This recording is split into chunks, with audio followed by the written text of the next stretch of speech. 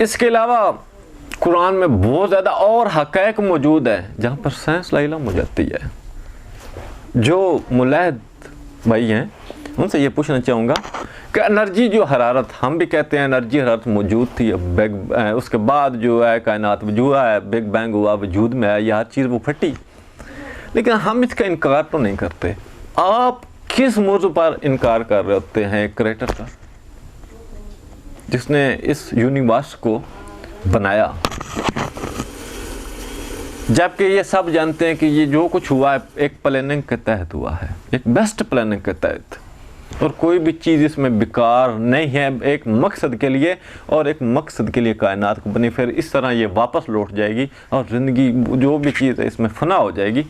तो जो मुलाहिद हैं, मेरा एक दोस्त था मुलाहिद, मैं उनसे मिला, हमारी वैसे बातचीत थोड़ी बहुत ही हुई। मैंने उससे पूछा, यार अगर एक पटाखा ले लें, या पटाखा नहीं, इससे थोड़ा सा बड़ा एक बारूद का गोला ले लें जो शादियों में अक्सर फोड़े जाते हैं, उसके ऊपर कुछ ऐसी चीज़ें लगा देते हैं कि मिसाल के तौर पर उसके ऊपर हम काबले या इस तरह की चीज़ें लगा देते हैं और दीवारों में सुराख बनाते हैं, क्या ऐसा मुमकिन है कि उसको आग लेंगे वो फटे और जहाँ जहाँ वो गोलियाँ जो हैं इसके काबले जो हैं वो उन सुराखों में चले जाएँ? वो कहता है ऐसा बिल्कुल मुमकिन ही नहीं है कि ऐसा हो जाए। तो मैंने कहा फिर कैसे मुमकिन है? उसने कहा हाँ, अगर एक प्लानिंग के तहत इसे बनाया जाए, एक इंजीनियर बना सकता है, वो इंजीनियर था, एक बना सकता है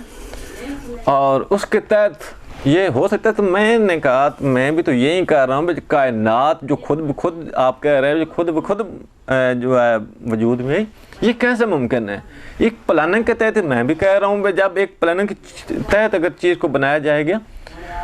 तो वो एक बेहतरीन तरीके पर चलेगी।